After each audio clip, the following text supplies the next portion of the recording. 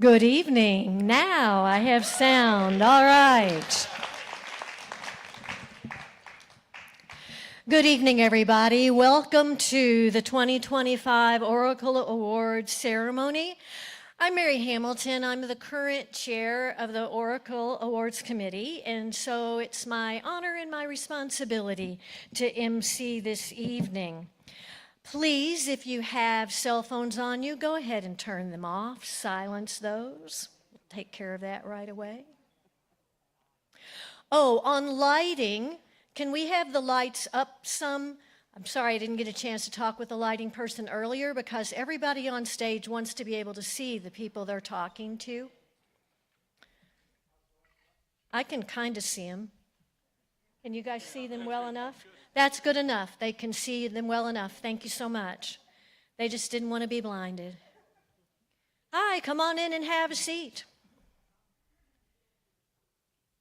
The name Oracle, some of you probably read this in your program, but just in case you haven't, the name Oracle, all those letters stand for what the Oracle Award is for. O for organization or originality, R for reliability, A for achievement, C for creativity, L for leadership, and E for excellence in service to the storytelling community.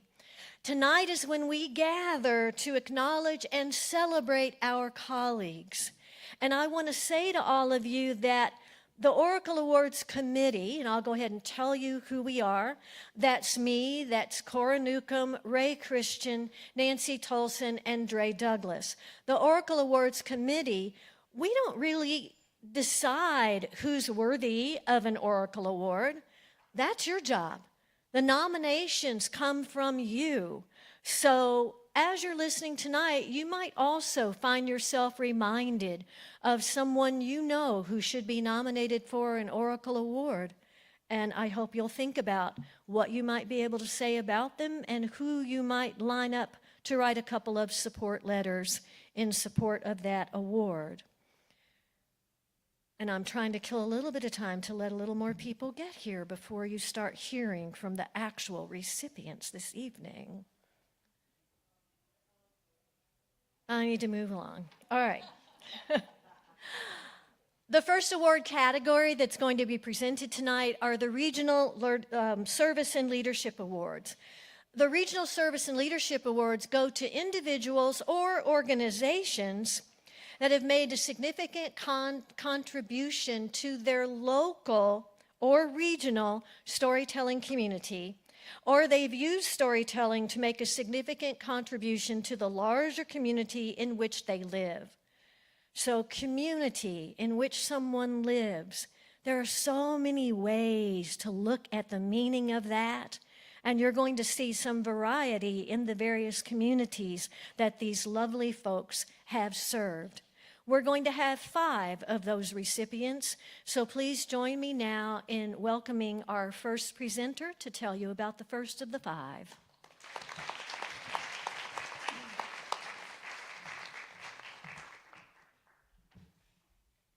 Knock that over. Hi, everyone. I'm Jessica Robinson. I am a Virginia-based storyteller, and I first met Clint Atwater, our first recipient, at a Virginia Storytelling Alliance meeting, VASA for short, or if you're cool. I actually met him at the annual meeting. VASA is a very small organization, so there's about 25 of us, and it was the annual meeting where I was suckered into becoming a board member. But here's what happened. I walked into the meeting, and there was food there. Yeah, they fed us, and it was good food. And I'd never met Clint before, but I was at this meeting, and I was just there out of curiosity. I wasn't planning on joining the board. And then I was like, wow, this food, it's so good. Thank you. And I said, I can't believe that they brought in good food, because, you know, people don't have budgets for that. And Clint said, oh, I made it. Yeah, right? And that's when I knew that I loved this man. I mean, not only was he on the board, by the way, he serves as the treasurer of VASA, yeah. which is a job I am now on the board, as I said, that he is constantly offering for anyone else to take. Thank you. That's what we all do. So I fell in love with him because he is a good person. He is willing to serve in the one job that nobody else on the board wants, and because he fed us. He nourishes all of us. And I want to tell you a little bit more. He has an organization called Storytelling Connections, and they have storytelling shows in Virginia. They also do 2 monthly storytelling swaps through Let Me Tell Ya is what it's called. And I'm going to read a few things that some of the people who nominated Clint had to say about him, because I am not the only person who loves this man. Paul Armstrong, who used to serve on the board with us, said, "I was a new member of VASA and Clint called as part of VASA's desire to engage. In the course of our conversation, we agreed that storytellers need opportunity to develop and refine our stories. Clint took the initiative to develop an online platform where we could do just that."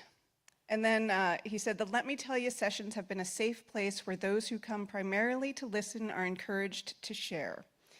Glenna Olms said, "Let me tell you, bi-monthly sessions I have come to know Clint and other storytellers who share my love for this art. While Clint is an excellent storyteller himself, he is no grandstander. As he plans and presents programs, he ensures that all who have a story to share have the opportunity to do so."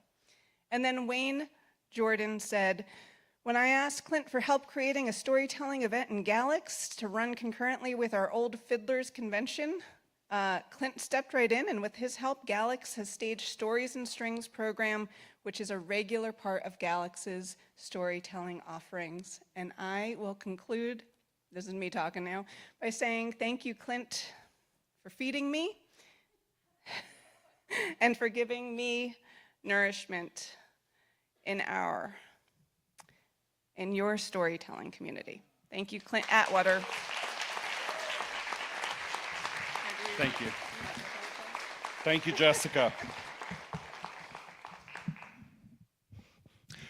I couldn't be here tonight without the support of so many people. First is my wife of 33 years, who has been my rock, my steadfast, and has always supported me in all of my crazy ideas. I came home from a 2018 festival, Sounds of the Mountains, and announced, I want to be a storyteller. My wife and my kids supported me. They didn't look at me like I had grown 2 heads. They just said, let us know how we can help. And they have been there supporting me all along. Virginia Storytelling Alliance, as Jessica mentioned, has been a real source of community. That's one of the things I love about the storytelling community, is we're all there to help each other, to build each other up. There's not competition. We want each and every one of us to succeed, and I really appreciate that. Also, as Jessica mentioned, the Let Me Tell You community, it is a community. We meet online. We also have live shows, but that has been my people, because they're there for support. We are a community. We support one another, much like NSN supports all of us. So with that, I just want to say thank you, Jessica, for those wonderful words. I don't know where she got them, but thank you very much. And thank you, NSN, for the opportunity to serve the greater storytelling community. Thank you.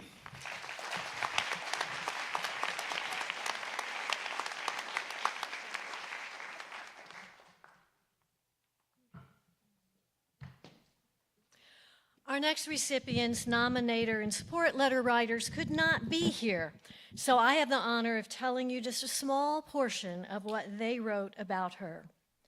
Dr. Meg Nabat of Sacramento, California, has dedicated her career to the belief that stories have the power to inspire social change, foster healing, and build empathy. She is the creator and curator of the multidisciplinary platform Gulabi Stories, a South Asian healing initiative, a space that not only celebrates cultural heritage, but also fosters understanding and connection across diverse audiences. By blending traditional storytelling with contemporary themes such as identity, migration, sexuality, and trauma, Meghna amplified voices, brought together individuals from diverse walks of life, and sparked conversations that have the power to change perspectives and bridge gaps between communities. Gulabi Stories features narratives from individuals who were mentored by Meghna, who aim to understand their experiences. Through virtual, trauma-informed storytelling workshops, she created a supportive environment where participants felt heard and safe. Meghna's dedication extended from developing the Gulabi Stories website to facilitating workshops and showcasing the stories of the people who told them to her. Dr. Bhatt's PhD is in criminology with a specialization in gender studies. Her scholarship is grounded in a deep commitment to examining the intersections of gender, culture, and power. We are not the only organization that has decided her work is worthy of accolades. She was awarded the 2024 Alumni Impact Award by the Department of Criminology, Law, and Justice at the University of Illinois at Chicago for being a, quote, creative disruptor, for using storytelling to inspire trauma survivors, and further as a community engagement tool to explore sexual and domestic violence prevention. Now let's celebrate Dr. Meghna Bhatt.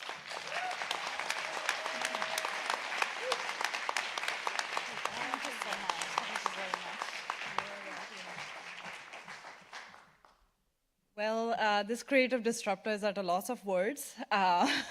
It feels very odd listening to your own, nomination. But thank you so much. I don't know where to start from. I feel, first of all, I'm incredibly grateful for this honor and to the NSN Oracle Award Committee for the time and labor.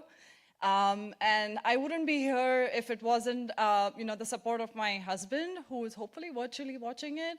But either ways, he has heard me rehearse my story so many times. So I appreciate his patience and for not giving up on us. And to my younger sister who is in India, and my parents who are constantly encouraging, and when they see storytelling articles in Indian newspapers, they excitingly message me and be like, oh my God, we read about storytelling. So I feel very hopeful with that. But one of the things I definitely want to share that I think this is a wild dream come true for someone who's a first-generation immigrant, born and raised in India.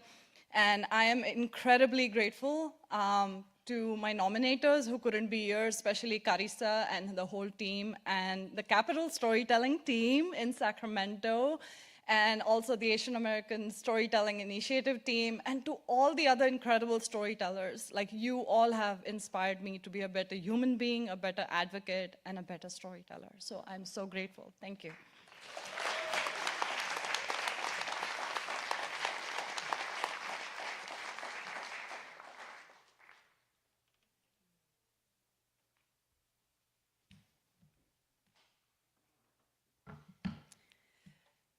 I'm Sarah Armstrong, and I'm standing here because only one person could put in his or her name to start the nomination for this award. So I'm representing all of the members of our 2022-2023 Transformational Storytelling class students and faculty. Jim Brule is the mind behind and the spirit behind that wonderful class. And since then, we have continued to meet for 2 more years. Every week online, we get together for community and conversation. And twice a month, we have a meeting where we talk about a different aspect of storytelling. Jim is all about community building and community fostering, as you probably know or will find out. He's also many other things. He's a Maggid, which in the Jewish tradition is someone who has immersed himself deeply in the scholarship and the stories of Judaism, and he tells those deep stories so beautifully. He also is a death doula, which means he helps people tell and listen to their stories, the folks who are at the end of their lives. He also is a technophile. So here's the man who helped all of us, many of us, start successfully with Zoom during COVID, including Artists Standing Strong Together, the Northeast folks, as well as the Worldwide Storytelling Guild. Jim Brule is a man of many talents, as I'm trying to share with you, too many for me to name as well. The idea that we're still meeting, and in fact, I want to tell you that 6 of us from our class met for the first time in person Thursday night coming to this conference.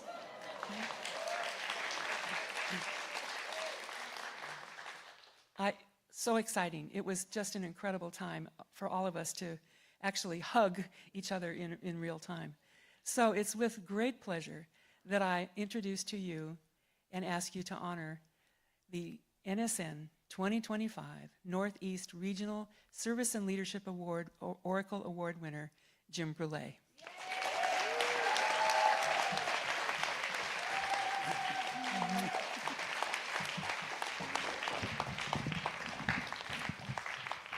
The thing I hear most often is, "You're much taller in person." Thank you to the Oracle Award Committee. Thank you to my teacher, Yitzhak Buxbaum of blessed memory. Thank you to the faculty and alums of the school. And thank you to my wife of 50 years who stays on with me. And I want to thank my ancestors who are teaching me how to be a good ancestor. And one of the things that I have learned is that to be a good ancestor, one has to speak the truth. These are very difficult times. Stories are being used by people to hurt us, to enslave us, to put us in cages. That's the wrong use of stories, and we know it. But in order to use stories properly, we must tell them with an open heart. We must tell them grounded in deep truths, and we must tell them in community.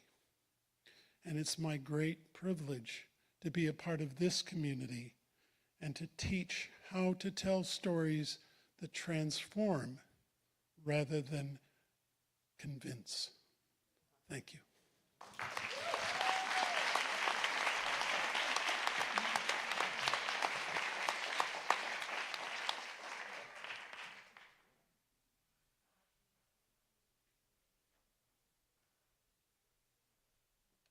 I have no idea how she remembered to say Regional Service and Leadership Award. Hi, I'm Mike Perry, and it is my distinct pleasure on behalf of the West Virginia Storytelling Guild to make obvious to you what we all almost take for granted, and that is Joanne Dadisman. Now, if there is such a thing as a genetic predisposition for teaching, she has this gene. And if you haven't thought about it, let me explain my theory. My theory is that people who are imbued with this gene give others around them permission non-verbally. And on top of that, verbally, you hear things like, "This is what we are doing." And then she will lay out this dream of hers, specifically paying it forward. Sure, I can get Glenville State University. Sure, I can get the money involved. Sure, I can bring high school kids from all over West Virginia. Sure, I can pay it forward to the next generation and instill in them what they might take for granted, Appalachian culture. She does this with the pronoun we. Here's what we are doing. Now, unfortunately, they spelled her name wrong. Here it says Joanne Dadisman, and that would be the noun. You see, people, places, and things, in case you've forgotten, is a noun. And being a verb, I think her name is Joanne Ing, because the gerund form is the present tense of a verb. And they can't correct it, but I'll correct it now verbally. You see, Joanne-ing means we are achieving, we are accomplishing, we are paying it forward, and we will be doing it together. That is Joanne-ing. So having said all that, I think she is deserving. And I hope you join me in welcoming Joanne Ing Dadisman.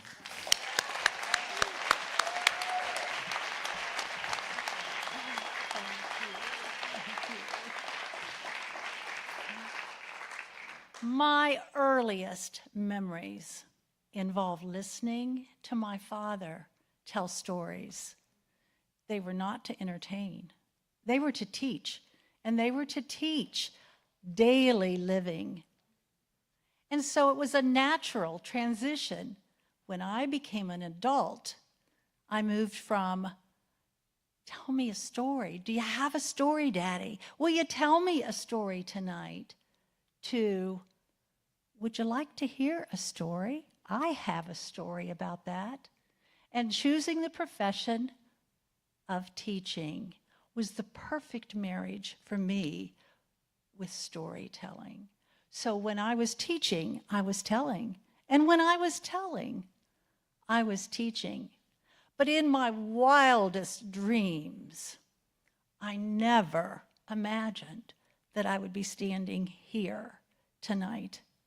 And I am so humbled and so honored to have been nominated by my guild, by our guild, and selected for this honor.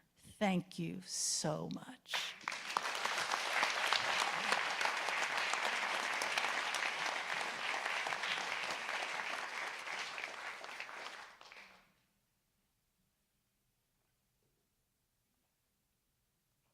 When I called Jennifer Paul Otto and asked her to be on the Northland Storytelling Network board, it took a lot of convincing. And finally she agreed, and she said, but under no circumstances will I become an officer or take a leadership position.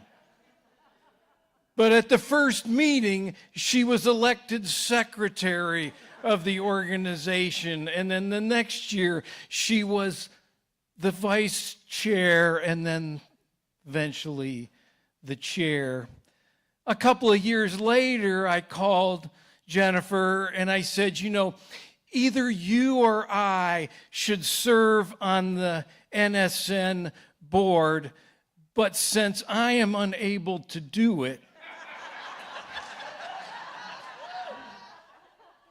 it will fall on you. And she thought, I'll do it, but I'm not going to take on the North Central leadership director position, which is exactly what she did.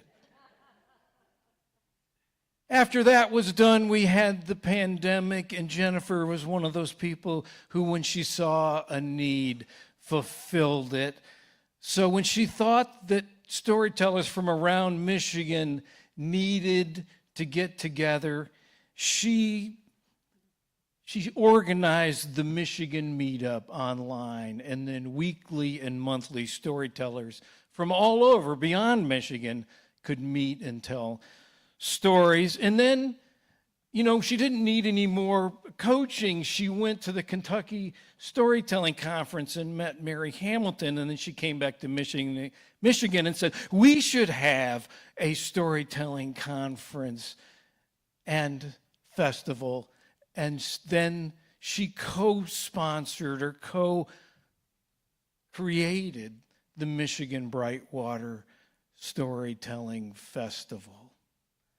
Well, these are impressive accomplishments considering she is a gifted storyteller, author, writer, mother, grandmother, spouse, daycare provider for her grandchildren on a full-time basis. She is always there to answer the call. She has a wry smile and a dry sense of humor that leaves her audiences always wanting more.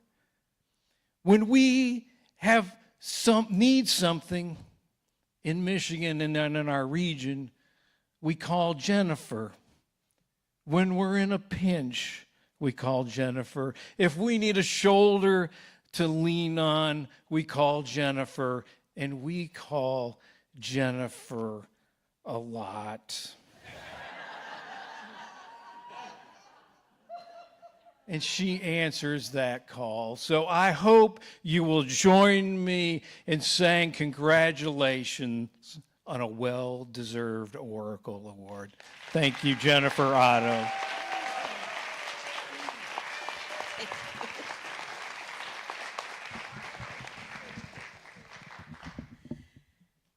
Thank you, Jeff, and a thank you to my friends and family, both inside and outside the storytelling world, who have helped me take this journey in the telling part of it, as well as the other things that Jeff made me do.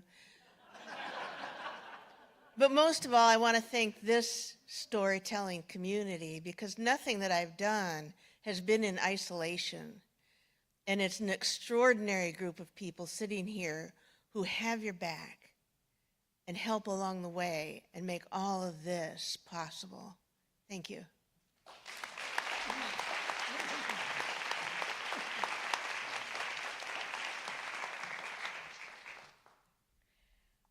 Well, I don't know about all of you, but I know that most years I am right out there, and I love hearing about the people who receive those regional leadership and service awards. They are just extraordinary. And I think this ceremony is so important because we often don't know what people are doing in their own communities. And this gives us that opportunity to really hear and celebrate all that individual magnificent work that is happening out there with storytelling. We also have some awards that we think of as being more national kinds of awards, celebrating what some people are doing nationwide. And the first one of those I want to tell you about is the Talking Leaves Award. NSN presents the Talking Leaves Award to members of our community who have made outstanding contributions to the literary body of storytelling. They might be authors, they might be editors, they might be collectors. This year we have one Talking Leaves Award recipient, and I'd like for you to help me welcome Margaret Reed McDonald, who will tell us about that recipient.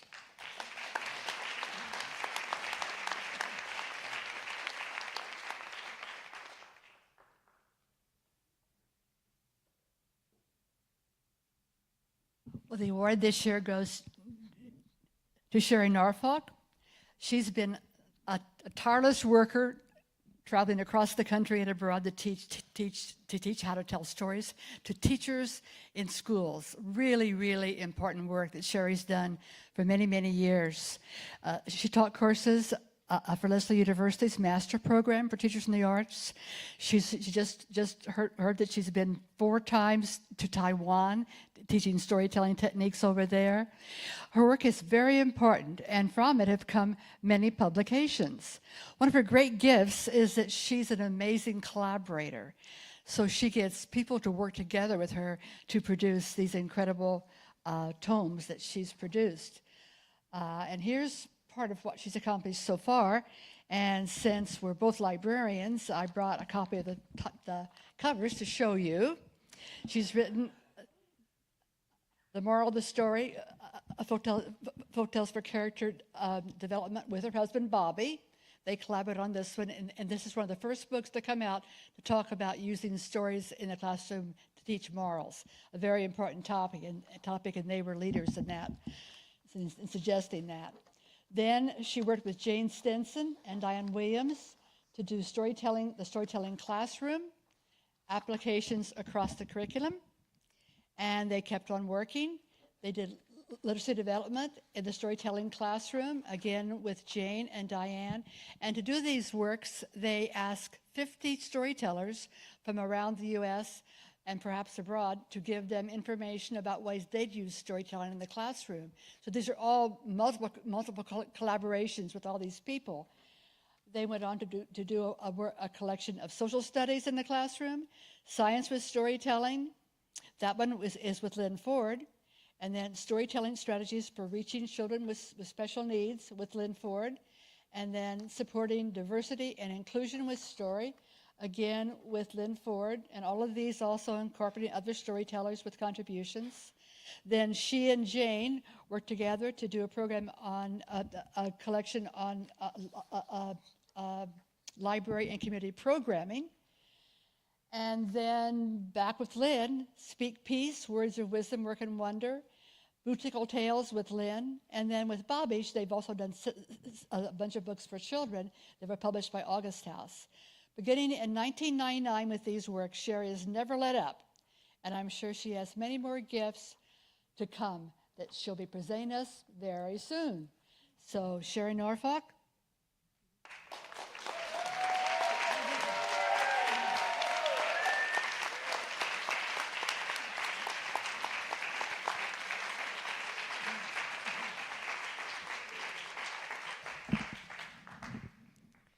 I never expected to get this award because my name is never alone on the book. There's always someone else, as Margaret told you, that collaborated with me. And I would really like, we have 2 of those collaborators in the room today. They should be honored right along with me. So please, dear husband Bobby, stand up.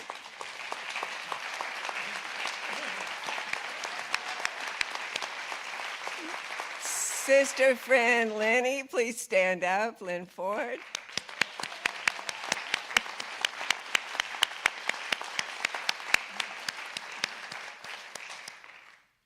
There's absolutely no way those books would have been done without them, and Jane Stinson and Diane Williams, who couldn't be with us but are here in spirit. In addition to the names on the cover, in every book, there are dozens and dozens of storytellers and teaching artists who have generously offered their very best lesson plans and articles and stories to help deepen the understanding of the function of storytelling in schools and libraries and the community all over the world. If you have been one of those contributors, you know who you are, but nobody else in the room does. So if you are one of the contributors to any of those books or all of those books, please stand up. And let's please honor them.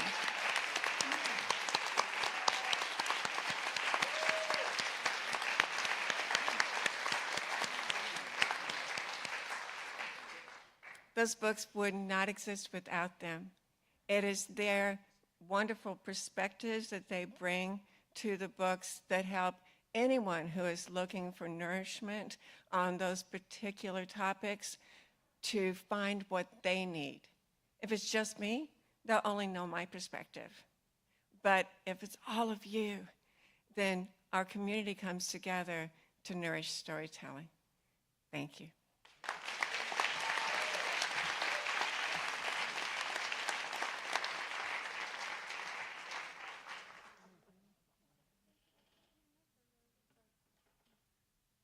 Some members of our community contribute mightily to keeping our organization thriving. We present the National Distinguished National Service Award to those individuals, members, or groups who contribute their time and energy in an exemplary manner on the national level to forward the work of the National Storytelling Network. So these are the people who work so hard in service to all of us.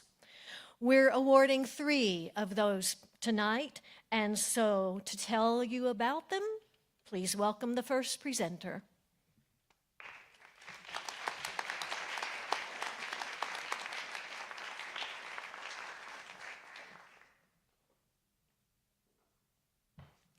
What a joy it is to be here to help present this award to Sarah Armstrong. Sarah is amazing. I could give you her CV, which is very, very impressive, or you could just look that up for yourself on LinkedIn. But I'd like to tell you a few of the things, more of a narrative arc, so to speak, about how she received this award. The beginning, or the inciting incident, is when Tina, Tomi, Anna, and I decided to pursue this, and we asked a few people if they would like to contribute a recommendation. And here are a couple of things we got. It is my great pleasure to offer my wholehearted support for Sarah Armstrong's nomination. I enthusiastically endorse Sarah. Sarah Armstrong is perfect for a Distinguished National Service Award. Her exemplary service has been felt in local, state, regional, national, and even international arenas. And, of course, Sarah deserves all of the awards. So after getting started, everyone began telling us about Sarah. And here are some of the traits they mentioned. Trustworthy, loyal, helpful, friendly, courteous, kind, obedient, cheerful, thrifty, brave, clean, and brave. Oh, no, wait, that's Boy Scouts. Okay, so here's some of the things that they said.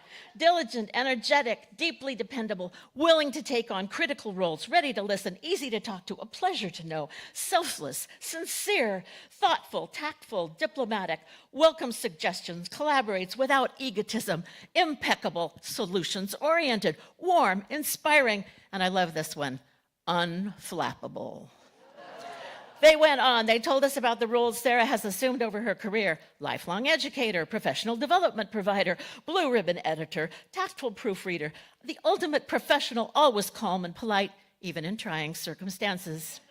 She handles different personalities and problems that arise with courtesy, respect, and intelligence. A natural leader, a great colleague, always present at meetings and ready to volunteer for tasks, MC a concert, or volunteer at the registration desk. She is clear with instructions, always consistent. She is a joy to work with, never causes waves, and often spots mistakes that others miss. And this one needs to be sung. Sarah is the very model of a modern first-rate organizational chair. What else? They went on. Her stories are always lovely and beautifully told. Her storytelling is renowned for its depth, humor, and ability to connect people across cultures and generations. Whether weaving folk tales, original narratives, or historical accounts, Sarah's performances leave audience inspired and uplifted. She supports not only storytelling, but storytellers.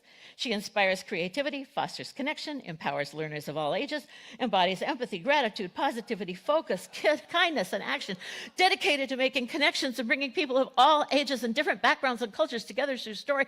Her passion, creativity, and unwavering commitment to storytelling have not only enriched those who have had the privilege of working with her, but the national community as well. A sheer delight to work with. And finally, to conclude, I do not know how Sarah is able to do as much as she does. She does so many things within the storytelling world that I am surprised at how she finds the time. Totally incredible. And Sarah is an unsung hero and a gem. So I give you Oracle Award winner, Sarah Armstrong.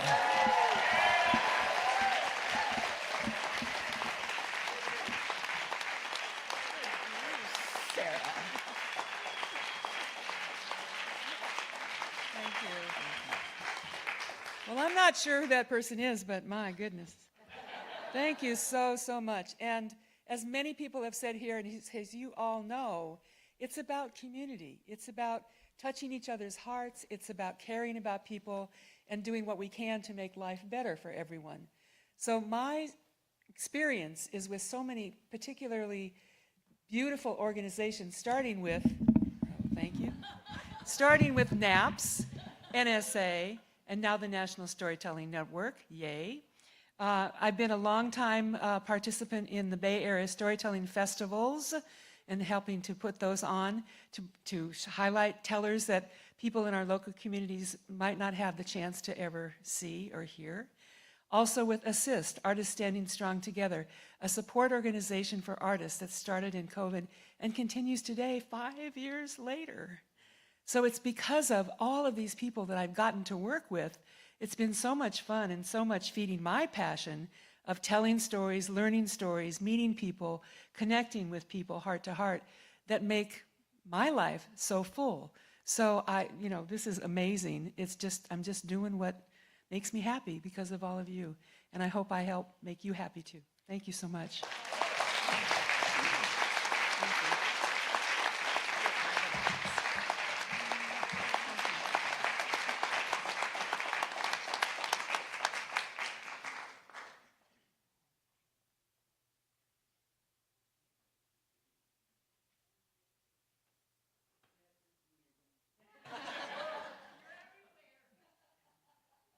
Good evening. Trudy Hansen is special. And today we gather to reflect on the essence of true leadership. Leadership that goes beyond a title. Leadership that inspires, transforms, and leaves us an indelible mark on both our organizations and individuals. When considering such lasting influence, one name stands out, and that's Trudy Hansen. Trudy's professional journey is well documented, highlighting her dedication to storytelling, education, and community, as well as her commitment to her family, her 4 children, her 11 grandchildren, and 2 great-grandchildren. Yet the impact that she has made cannot be captured by a list of accomplishments alone. Take a moment. Look around and reflect on your experiences during these past 3 days. The people you have met, the knowledge gained from workshops and panels, the joy found in concerts and fringe, and the collective effort witnessed during the general membership meeting. All these moments became possible because one person dreamed of revitalizing NSN and possessed the leadership needed to realize that dream. With a calm demeanor and a soft voice, Trudy, alongside her board members, the chairs of special interest groups, Bob the treasurer, and many dedicated NSN members, helped establish a new infrastructure for the organization. Their combined efforts led to renewed membership and the growth of the community. Now in 2025, NSN celebrates its 2nd conference, successfully nurturing a vibrant storytelling community for all. NSN is thriving today because one person had a dream. I am honored to present the Oracle Award for Distinguished National Service to our Trudy Hansen.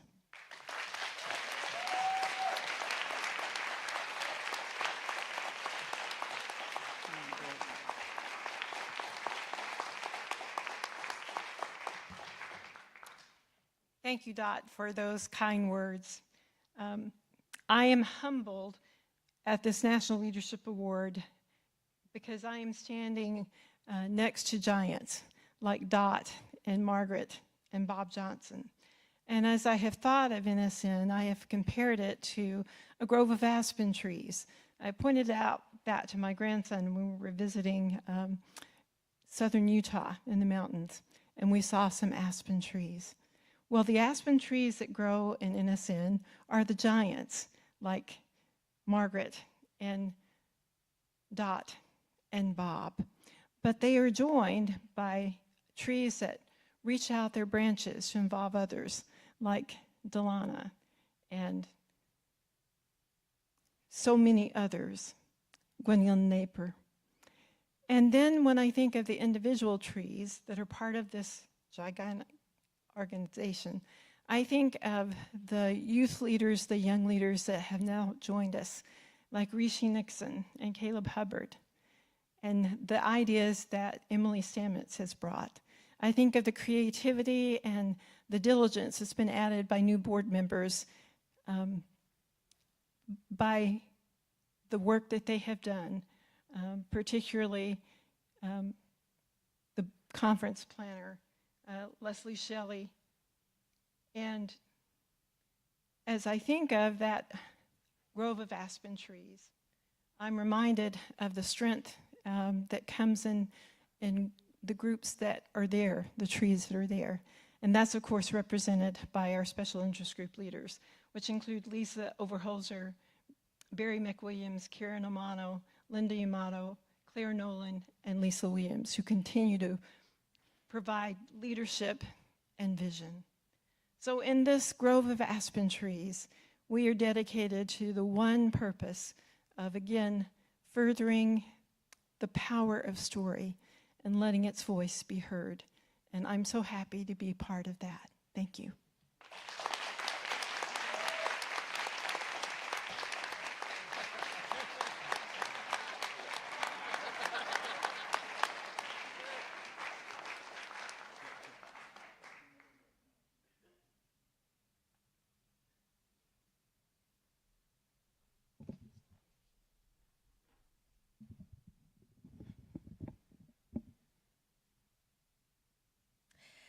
It is my pleasure to present the Oracle Award for Distinguished National Service to Mr. Robert Johnson. In the 3 years that I have worked with Bob on the board of directors, I've come to regard him as an invaluable leader whose dedication and expertise have been instrumental in guiding NSN through times of great challenge. When I joined the board, NSN was facing a budgetary crisis, the resignation of our office manager, turnover in the board chair position, and the closure of our physical office in Kansas City. Bob Johnson played a pivotal role in helping NSN navigate these difficulties. Bob has served as NSN's treasurer for 15 years, making him the institutional memory for our organization. Through major organizational transitions, including NSN's move from Jonesboro to Kansas City, he has remained our financial cornerstone. Despite his post-retirement business as a CPA and his many family commitments, Bob has never wavered in his dedication to NSN. When I first joined the board as Southeast Director, I took on the role of finance chair with trepidation, as accounting and bookkeeping are not my strengths. Bob patiently explained everything to me and guided me in this role. As a board, we can count on Bob having the treasurer's report every month, attending the meetings even though he's not a board member, and it is important to note that he volunteers all his time to NSN, refusing any form of compensation. Bob's impact extends beyond financial oversight. During our organizational restructuring, he worked tirelessly to recover and preserve electronic records after our office manager's departure. He collaborated with DOT to update our website and sent critical announcements to the Storytel listserv and our email list. When the board was without a chair, he even stepped in to lead meetings, ensuring continuity during a period of uncertainty. His efforts smoothed our transition from a board structure of regional directors to one incorporating special interest groups. Through it all, Bob has remained accessible, always ready to offer his wisdom and support. I deeply appreciate Bob Johnson's unwavering dedication, reliability, and cheerful spirit. NSN would be greatly diminished without him. Unfortunately, Bob could not be here tonight. So it is with heartfelt gratitude and admiration that I accept for him the Oracle Award for Distinguished National Service.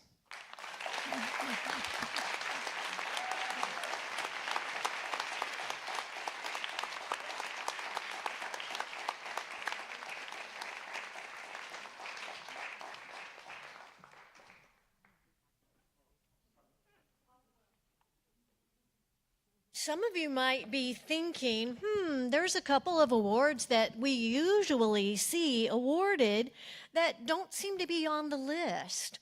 One of those is the Circle of Excellence Award. Another one of those is the International Story Bridge Award. So read about those on the website, because if no one's nominated, nobody's awarded. And whose job is it to nominate?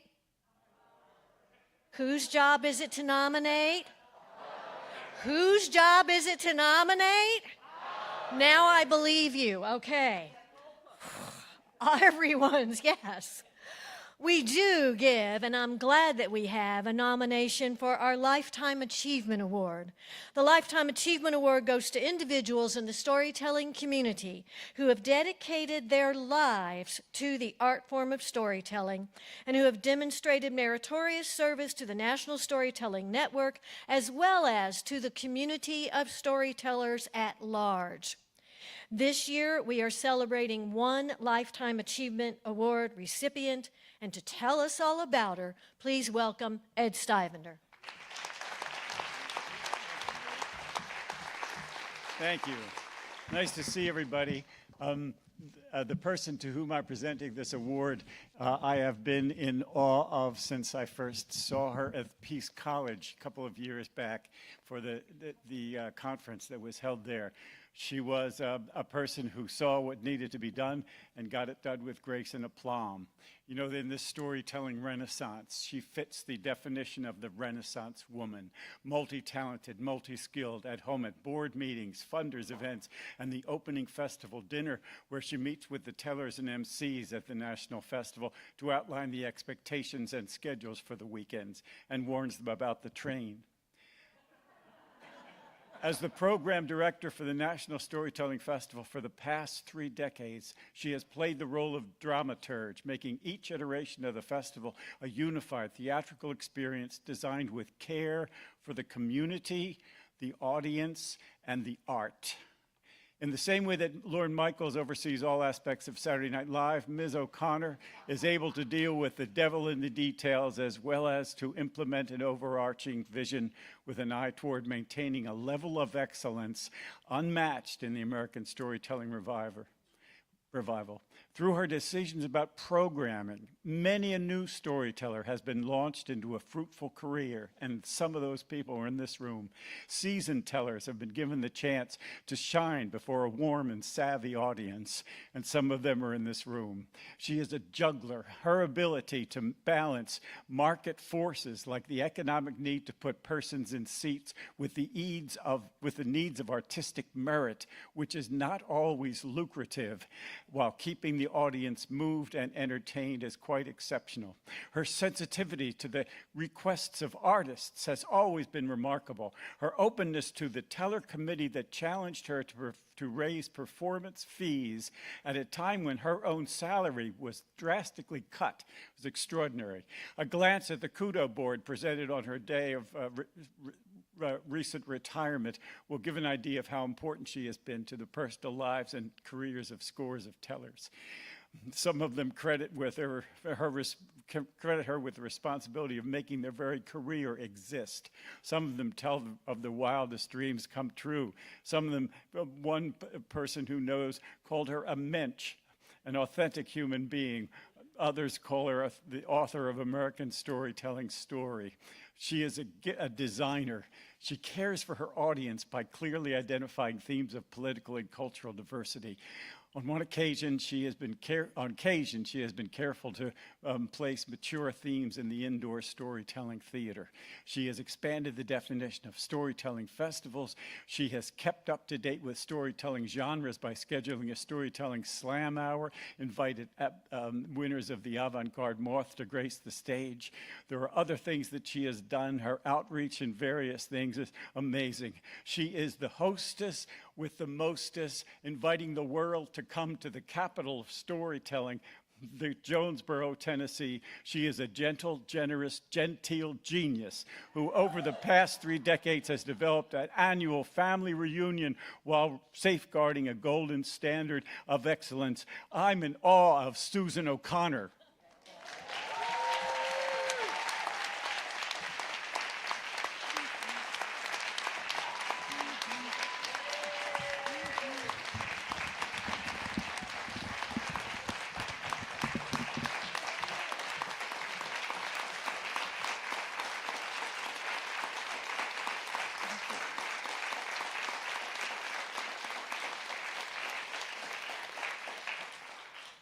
Thank you, Ed. Thank all of you. I loved my work as program director, first at NAPS, and then eventually the International Storytelling Center. But regardless of what Ed gives me credit for, I know that in large part, any success I had was due to an awful lot of other people, not the least of which are our storytelling artists. I was so privileged to present their work in lots of venues, from the National Storytelling Festival stage to the Center Theater, to virtually, to lots and lots of educational settings. including once upon a time, this very conference. It was always the goal to showcase their work in the best possible light, because that's what it deserved. I also want to thank my colleagues in Jonesboro. I work with the most incredible team there. They're passionate, they're devoted, they're so smart, and they work with a real one for all and all for one spirit, which makes it really easy to come to work. I especially want to thank tonight my boss of over 20 years, Jimmy L. Smith.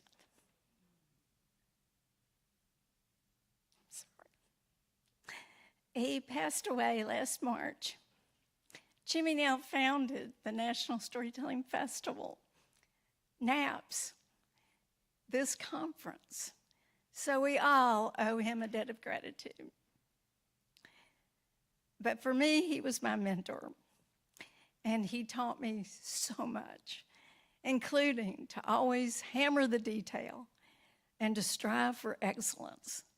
Because he said we're a national organization, and whether we deserve it or not, people will look to us for guidance and to model. And we have to put our very best out there so we can uplift the art form. So that's what I did, strive for excellence, hammer the detail. All of you who thought I was way too picky, I was just doing my job, just doing what I was taught. Lastly, I want to thank NSN, all of you, its members. I'm very grateful for this award. Anyone who knows me knows that this is not my favorite part of the stage. I much prefer behind the scenes, but I really appreciate this from you because I know that you in particular not only appreciate the work, but you understand it and you respect it. Thank you so much.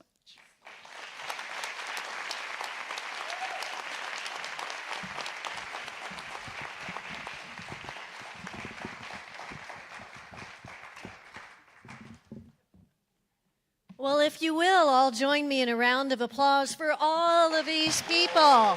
On your feet. They deserve it.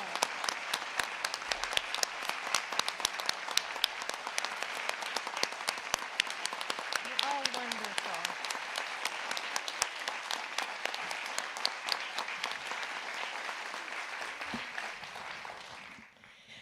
And now your job is to think about who you would like to see receive an Oracle Award at our conference in Texas in 2026. Now, this is the end of the actual awards presentation ceremony, but it is not the end of our evening. We are going to have a concert starting in just a few minutes from all of the storyteller people who received awards. Susan knows she's not expected to tell a story. She already told you this is not her favorite part. But all of these other folks are going to be telling us a story. And so Cora is going to be your MC for that. So I'm going to turn it over to Cora now, and she'll let you know what she'd like you to do while the stage gets reset.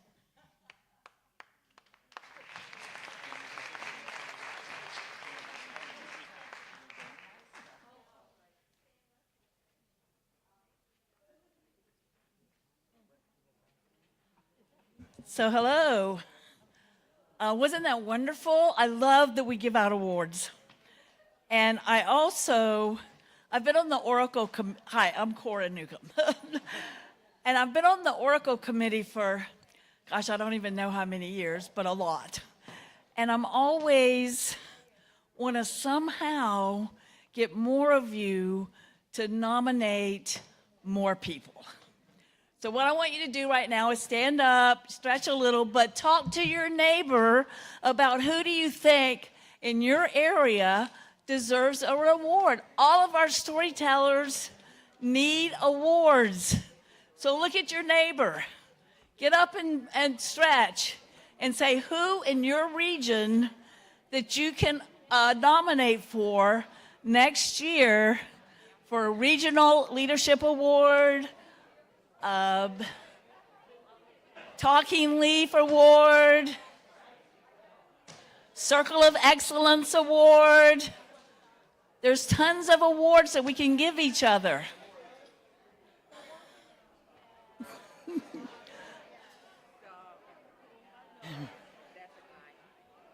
That's right, stretch. Stretching is good. Ah!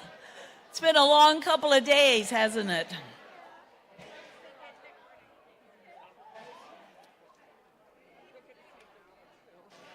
Up.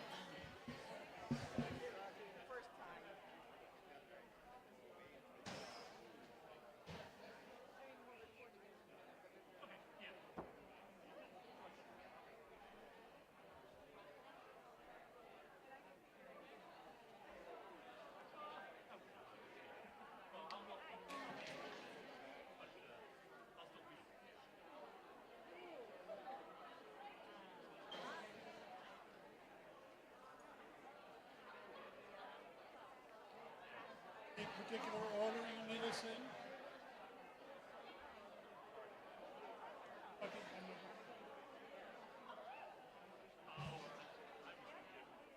Okay, it looks like our tellers, our award winners, are all settled in, so we can settle back down again.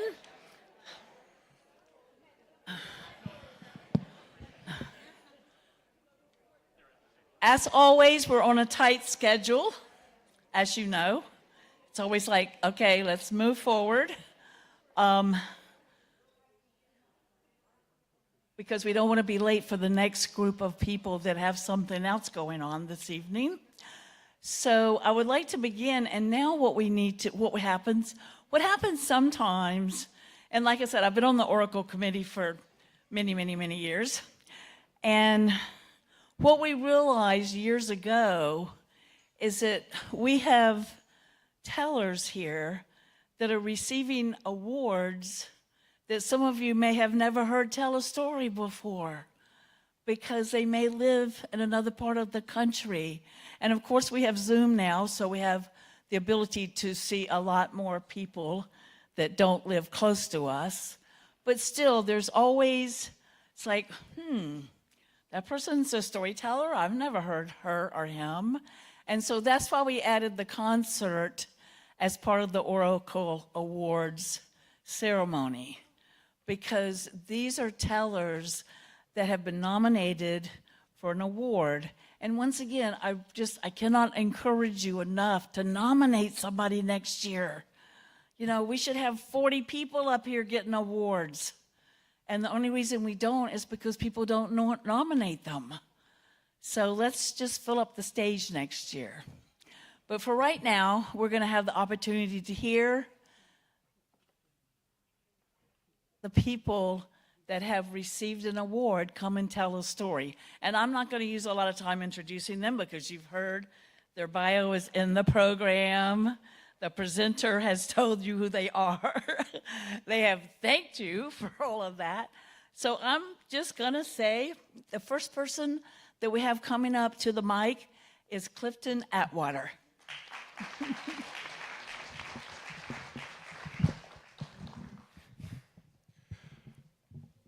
Childhoods are supposed to be magical. Mine was. I had a magic kingdom located right outside my back door. I had a magic hero that I spent a lot of time with. My dad and I would enter into the garage. And it was much like stepping through the wardrobe into Narnia. You see, that was a place for Dad and I. Mom could come out, but she didn't stay long.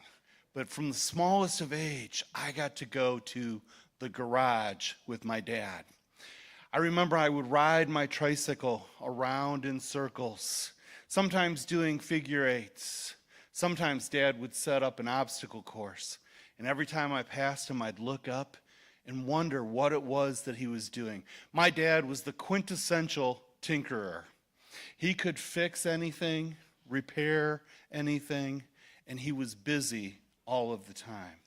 The garage was a magical place. There was the warmth of the stove, the smell of sawdust, mixed with a little bit of motor oil, but it was a wonderful, intoxicating smell. It was a wonderful place to be. But like all magic places, things happen, and it disrupts that magic. For me, it was when my parents announced that they would be getting a divorce. That rocked my world. I was 13, and I had the privilege, no, the task of deciding, would I live with Dad or would I live with Mom? Tough decision. I love them both. Mom was staying in town. My sister, who was a year and a half younger, she had no choice. She was going with Mom. I decided to stay with my dad. And I'm glad that I did, because in those coming months, he needed me to be his rock, to be his support, as he broke down and went into probably what would be diagnosed now as depression. Not really able to cook meals, take care of activities of daily living, laundry, things such as that. I had to grow up fast, but I was there for my dad. He had been there for me, and I was there for him. But time has an amazing way of healing wounds. And I remember Dad joined the singles group at church, and he came home beaming, smile from ear to ear, his eyes twinkling. I said, Dad, what's going on?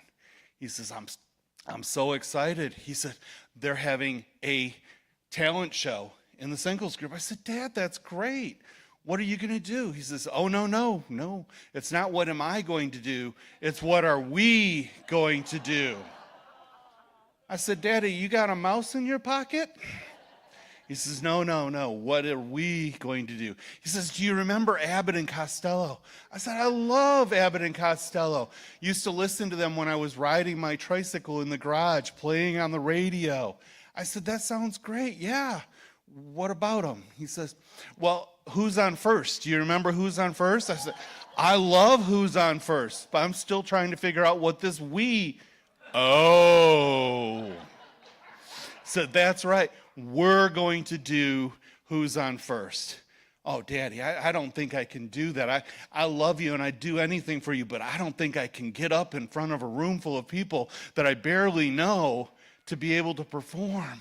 I just don't think I can do that. He says, trust me, it's going to be okay. I believe in you. My younger sister, she wanted to be a part of the act, but there was Abbott and there was Costello. There was nobody else. But Dad knew that she needed to be there, and he wanted to give me some support. So he made cue cards. And she got to sit there and do the cue cards. And we practiced. And we practiced. And we practiced. And then we practiced some more. Until the final day of the talent show, and it had arrived, and oh, those butterflies, they were churning, and Daddy, I don't think I can do this. I think I'm going to get sick. He says, don't worry about it. You're going to be okay. Take a deep breath. Your sister will be there, and she gave me that little thumbs up, and it'll be okay. Oh, Dad, I don't know. Can we just skip this? He says, no, I trust me. I believe in you. We can do this. Okay, so we went to the church. It was at my church, so felt comfortable in the building, felt comfortable in the room. I walk in, and I see all these people that I don't know. And those butterflies, they started going again. Dad looked at me and says, it's going to be okay. Take a deep breath. Trust me. I believe in you.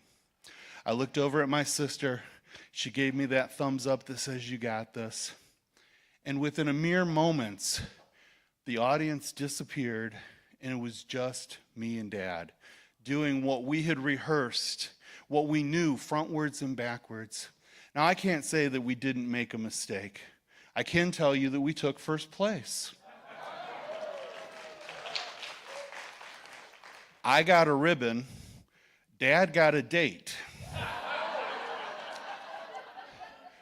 And I think that was probably the start of what led me here, standing in front of all of you. So to that, I say, Dad, thank you for believing in me.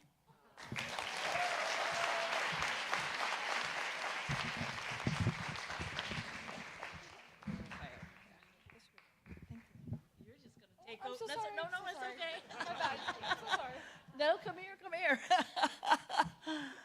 Thank you, Clifton. I guess maybe I don't even have to introduce these people because, you know, they're going to take over the stage, which is okay with me. You've met them, they've been introduced to you, you know, so, you know, go for it.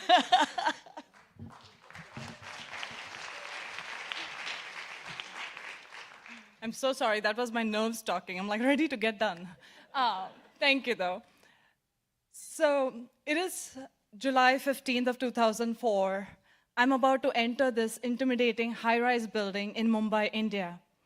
Before I enter, I take a moment to look back and wave at my parents who are going to wait for my appointment to be done, and in the scorching humidity and heat.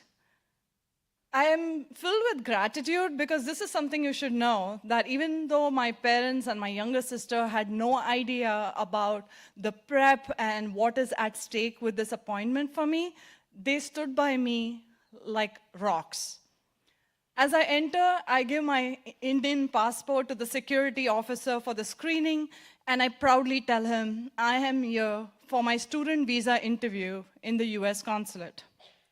But the inner voice in me is telling, Meghna, this is one of the most important interviews of your life, so don't mess up. Wonderful. With a huge pit in my stomach, I go and find a seat among the benches in this huge hall. The benches feel metallic, cold, distant. Accompanying me are other enthusiastic and nervous candidates waiting for their visa interviews. In front of us, there are 8 to 10 counters with dividers and glass windows. And on the opposite side of the glass windows are the consulate officers ready to decide our destiny. I feel my heart like beating faster and louder and lump in my throat. So to distract myself, I try to think of the delicious, creamy, decadent chocolate cake that was waiting for me at home from my birthday the day before, on the 14th. Usually July, my birthday, and cake really get me excited. But that week felt very different. So I tried to rehearse all the responses in my mind, you know, to the typical generic questions that are asked during visa interviews. And I also visually practiced handing over the documents in a graceful way to the officer, something that I had practiced with my parents zillion times at home. So as I wait for my token counter, my token number to show up, ding, my token number shows up. I start walking to the counter, my legs feeling heavy and throat dry. I greet the officer and I smile like the kind and polite girl I'm conditioned to be, with no smile in return.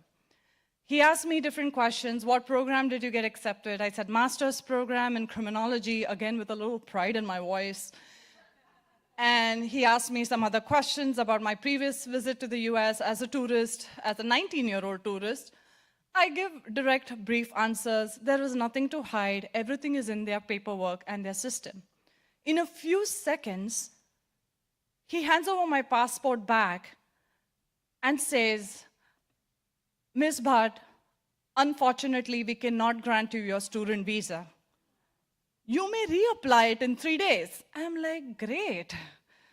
Am I really being rejected right now? All those dreams that I had really hoped for. And I was shocked, I was disappointed, I was embarrassed. I'm trying to articulate the words to plead to him to reconsider his decision. And I'm also finding ways to ask him what is the reason for rejecting me. And I'm still struggling with words. He gives me a note with a rejected stamp and some numbers that I am supposed to encode or decode on my own. I walk back out of the building feeling numb, feeling like completely speechless, and I go and update my parents about this rejection. But until then, I have a zillion thoughts going in my mind. Was I not enough? Am I not worth this? Where did I mess up? Everything criticizing myself. I update my parents about the rejection, and I'm shattered not only for myself, but also for them. Later that day, my sister tries to comfort me again with leftover birthday cake, and that still doesn't cheer me up. Tiredness and sadness seeps in. The next 2 days, I'm restless, contemplating, talking to family and friends, and trying to figure out what to do.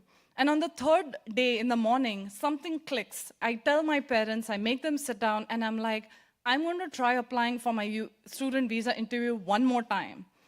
And if that does not happen, I will find a way to redefine and pivot my dreams. A dream that I've been having as a child, a recurring dream.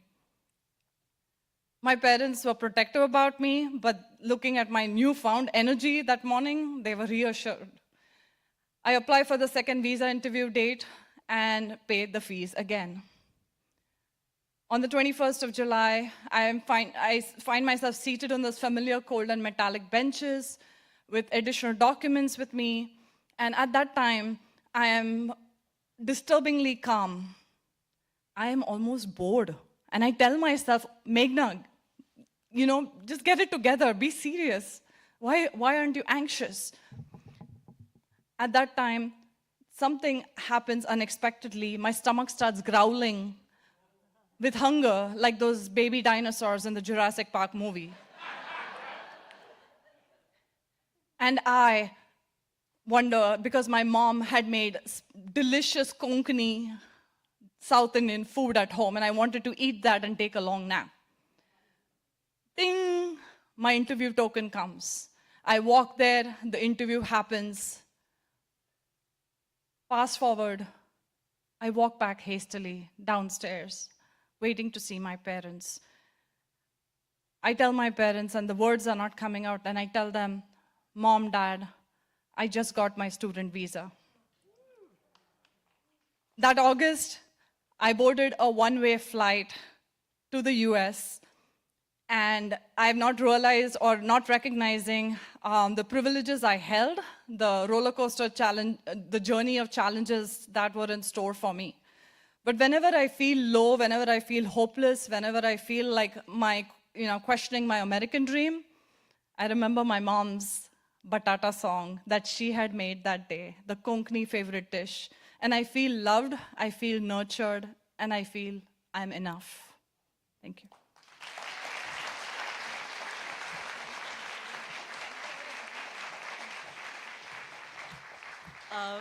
Meghna Butt. And next, I want you to welcome Jim Boulay to the stage.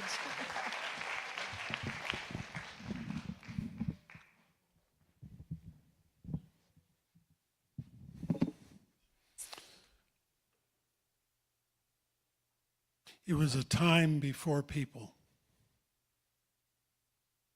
A time where if you soared over the highest mountain,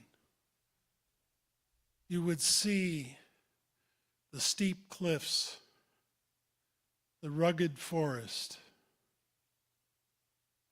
the meadows, the river, and in the distance, more mountains, more meadows, and the ocean.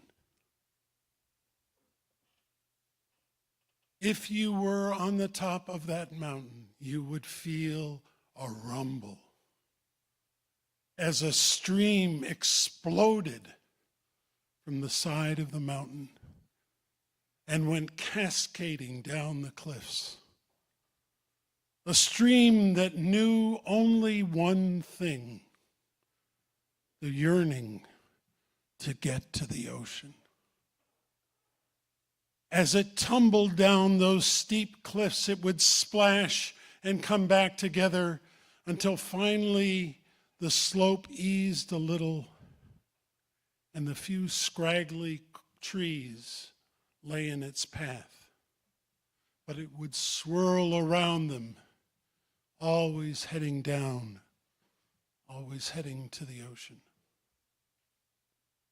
It came into a denser forest, and it slowed a little, and it made pools, and the birds came to drink. But it kept flowing down, down towards the ocean. And when it finally exited the forest, it came to a plain, and it grew wider and slower and deeper, but it still knew it was headed to the ocean. And as it made its way forward and onward, it encountered something it hadn't seen before, a desert. And as it tried to cross the desert drank it up. Every drop. It pulled back, flowed down a little more and tried again, but every ripple that it sent towards the desert was swallowed. It cried out, "Let me cross."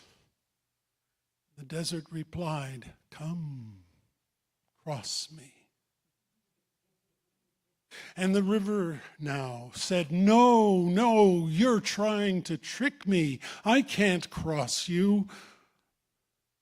And the wind came and whispered, "I will help you cross." And the river said, "You're as bad as the desert. There's no way you can lift me across this desert. I'm too heavy. You're just trying to trick me." And it pulled back again. And it formed the beginnings of a swamp, not knowing what to do, feeling that yearning to move forward and the fear that held it back. The wind whispered again, "Yes, you can cross with me.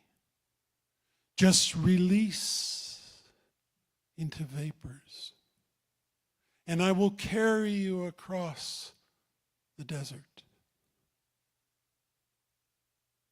And the river said, "No, no, if I do that, you'll mix me with other streams and other rivers, and I don't know who I'll be."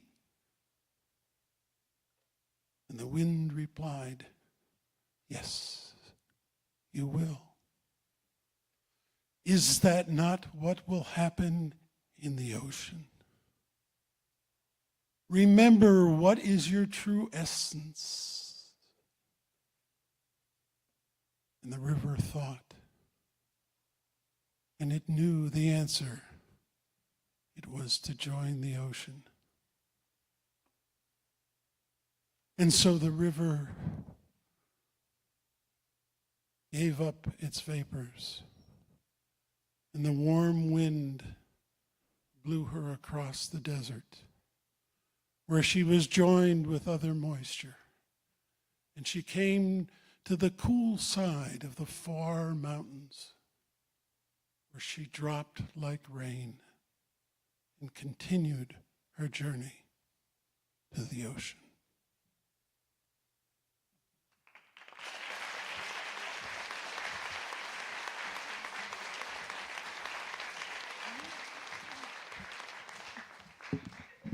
Sure, Jim.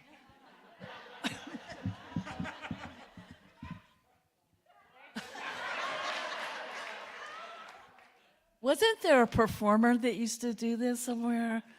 Do I not recognize this from something? Thank you, Jim. Just release your vapors. And flow with the wind. We heard about a new word tonight. It's called Joanning. And there's probably some marrying or some Michaeling going on all over the world. But let's welcome Joanne Dadisman.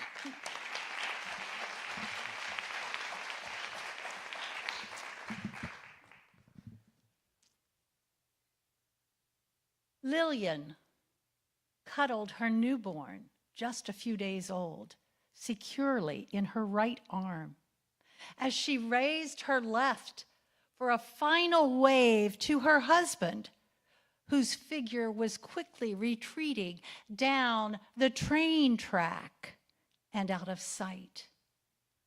And then Lillian turned to look at what was behind her, what she was now solely responsible for.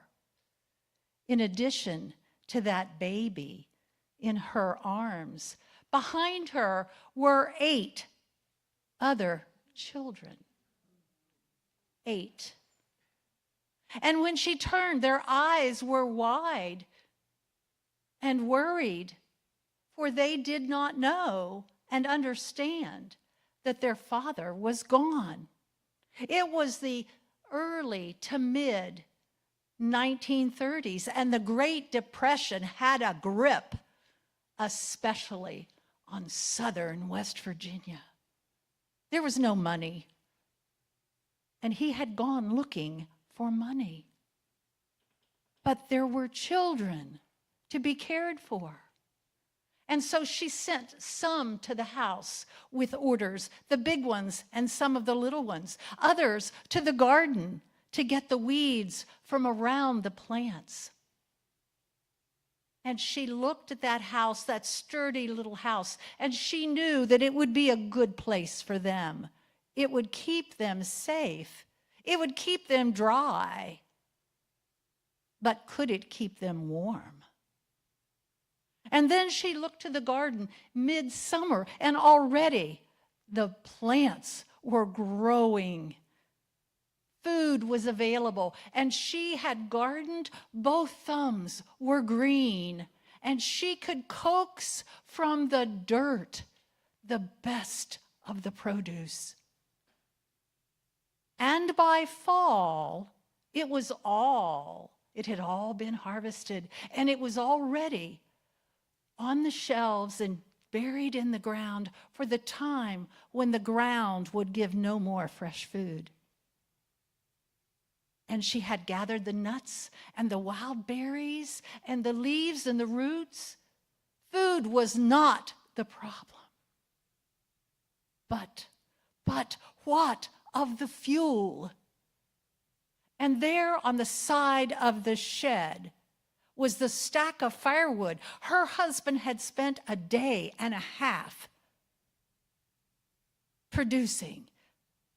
And he would say every time that she said something about it, Now, Lillian, I'll be leaving, but I'll be writing you and I'll be sending home money, and you can buy coal and you can pay someone to cut the firewood here. Don't you worry, girl. Why, by the time that this high stack is just down to your shoulder, there'll be money for you to take care of the fuel. And that promise hung in her memory, empty. The end of summer came. The produce was on the shelf, but there had been no letter. There had been no money. And then fall came with the cold winds that blow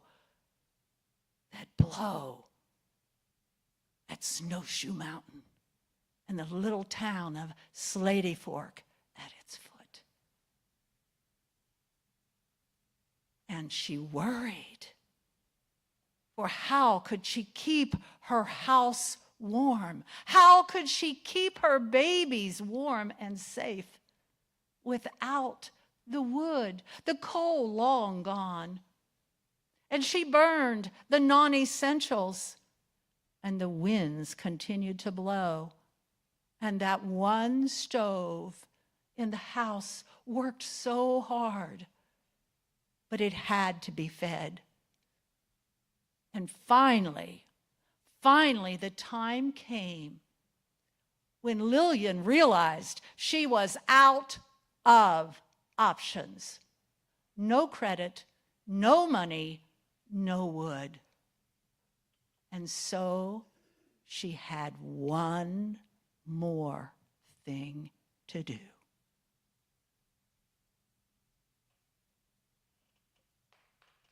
Her answer came. It came at that time when the night is the darkest and quietest. It first came with the glass pains beginning to dance in their frames. And then it was followed by eek, as though the souls in Hades were crying out in terror. And then bam, bam, bam. The children, they were all in terror, all crying out. And she calmed each and every one and put them back to sleep. And she waited, not for what she knew. The knock came at the door at daylight. Someone from the train. There had been an accident. Not to worry, no one had been injured. And so, later that day, he came, suited with a document.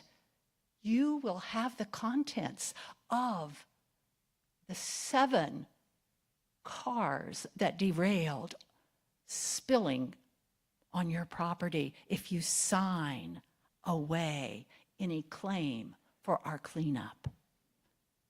And so she did. Now, the records say the cause is unknown, but Lillian knew the truth, and now you do too.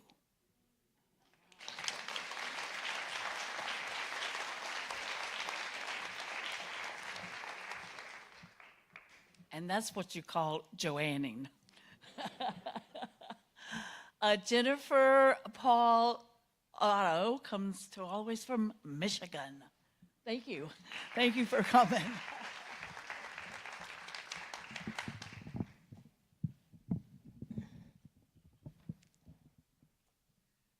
Just a warning, there's one bit of profanity in this. It's just one word, and I don't look like the kind of person who swears, so you can just pretend I didn't say it. There I was at Colonoscopies R Us, 6:30 in the morning, not my first rodeo. I know that's the best appointment. They take me to my cubicle and ask the questions. Have you signed the HIPAA agreement? Are you allergic to latex? Now that you've been on the prep for 18 hours, what about your bowel movements? Color, consistency, quantity, volume? Are there any floaters? Ew. I mean, it's all grotesque enough without having to put it into words.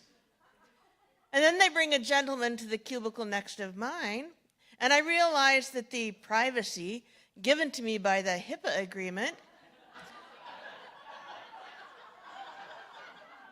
is guaranteed by the cloth curtain that separates his cubicle from mine. So I get to hear that he has signed the HIPAA agreement. He is not allergic to latex, and all about his bowel movements. Quantity, color, consistency, frequency. Yes, there were floaters. And then they bring a lady into the cubicle on the other side. Fortunately, I am first in line. They bring me back for my procedure. It is quick, efficient, good news all around. They send me home with a sheaf of post-procedural instructions, a full-color photograph of my rectum, a thank you note signed by each member of the Colonoscopies R Us staff who was there that day,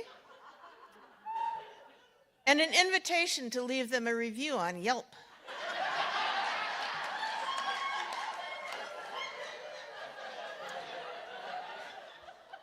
Well, this is a modern day rite of passage, isn't it? It's a milestone that we now pass in our journey to getting older. And it's important. For me, it's a reminder that no matter how old I feel in my head, and I think I've settled out at about 42, my body continues to age and will continue to need more and different care, including proactive care like the colonoscopy, which will help me get older longer.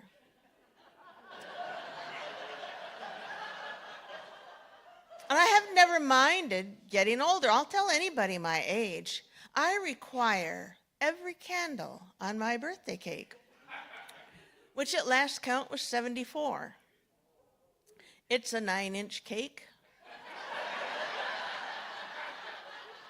Some years ago, it created another one of those little milestones. That was the year that the flames of the candles stopped going straight up and in the air and instead formed a firestorm that hovered above the cake, emitting heat until I blew the candles out. And then I could see that the icing had all melted. And into the icing had melted little bits of red and green and blue and yellow candle wax. It was rather exciting. And I have maintained that tradition ever since.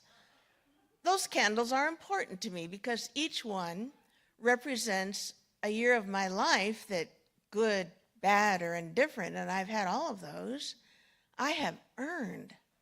And I think it's a healthy way to get older, which is not the same as getting old. This is how I got old. My eyes were bad and kept getting worse until finally I could get my cataracts repaired. It was brilliant. When the patches came off and I looked at the world and saw how much I had lost, not only clarity and distance, but color to an extent I hadn't even realized. I was so excited, I rushed home and put myself in front of a mirror to take a look at those brand new eyes. Now, I've been blessed by the Trenkle face. It's from my mother's side of the family, and it doesn't age quickly. We all look younger than we are. And I understand that this is nothing more than the roll of the genetic dice and nothing to be more proud of than the mole on my cheek, but we do tend to take it for granted a bit. But I looked at the Trenkle face in the mirror, and it took my breath away. I was looking at a face full of wrinkles that I hadn't even known were there. I took a minute to gather my breath and many more minutes to look at that wrinkled old face. But especially as I claim not to mind getting older, it was important that I learn how to live in that wrinkled old face. The more I looked at it, the more I began to recognize those worry lines between my eyebrows. I know where those come from. There's some wrinkles that happen on my cheeks just when I smile. Not as cute as a dimple, but okay. The lines that go from the corner of my nose to the corner of my mouth, I saw those on my mother's face all her life. The wrinkles on my forehead that come with raising one eyebrow or the other eyebrow, or both. I get that from my dad. Crow's feet on the corners of my eyes, partly due to laughter, partly due to me looking at the world and saying, "What the fuck?"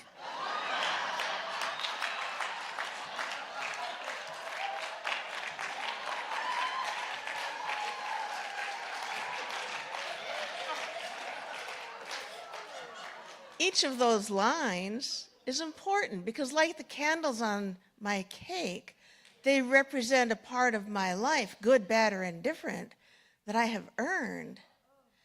And like the firestorm that hovered above the cake and is greater than the sum of all the flames that made it up, this wrinkled old face is more than a wrinkled old face. It's my life. It's my story.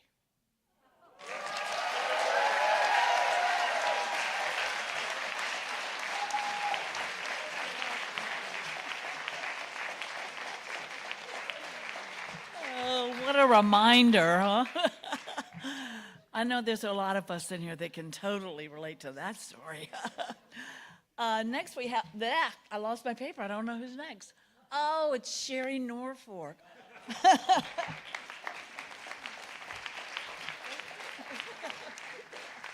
How could I not know that, huh?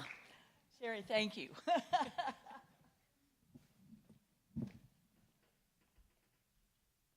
There was a very pretty lady once who lived all alone.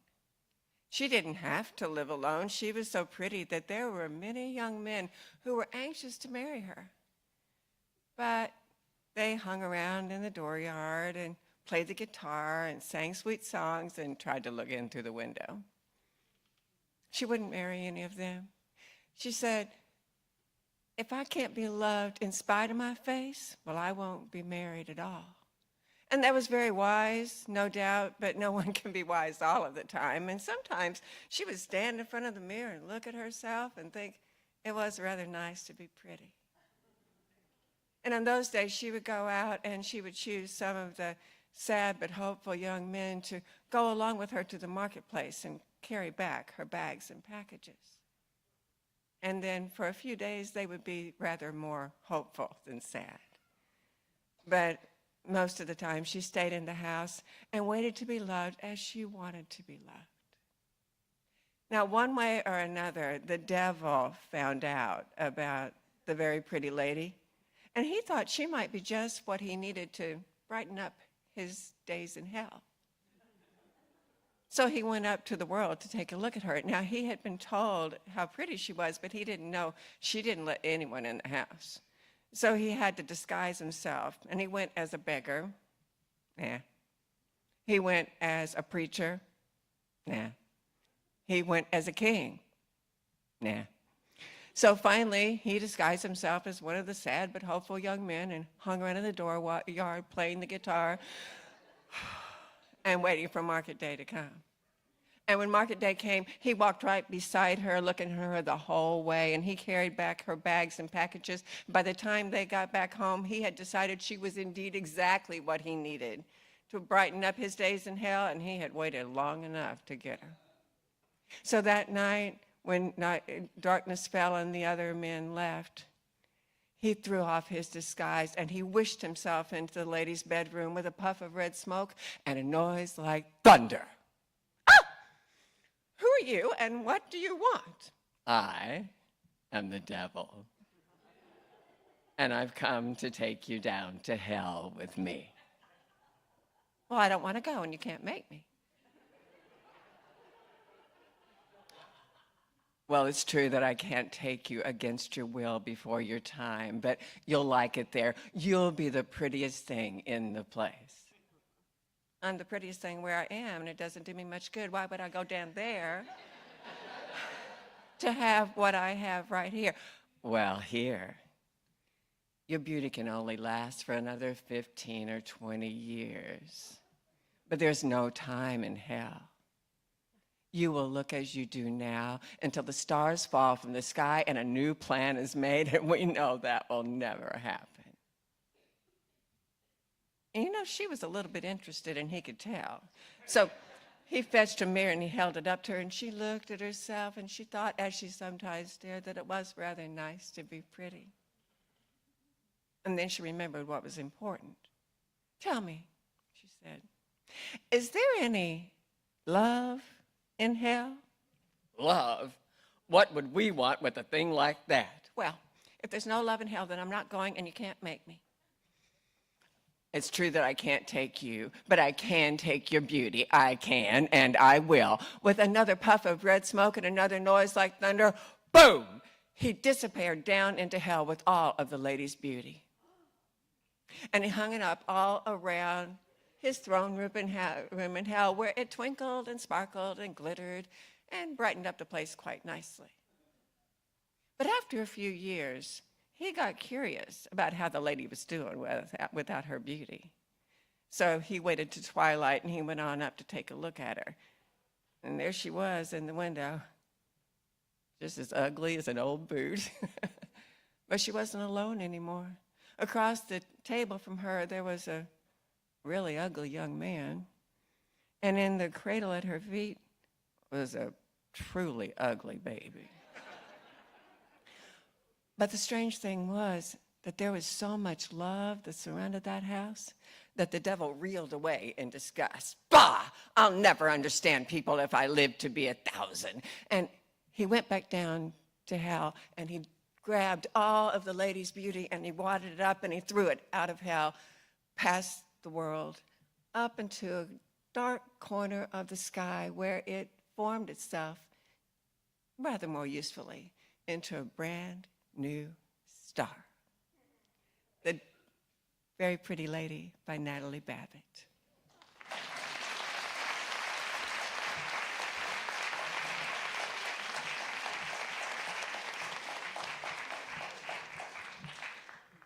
a great night of stories, huh? Wow. Next, we're going to welcome Sarah Armstrong.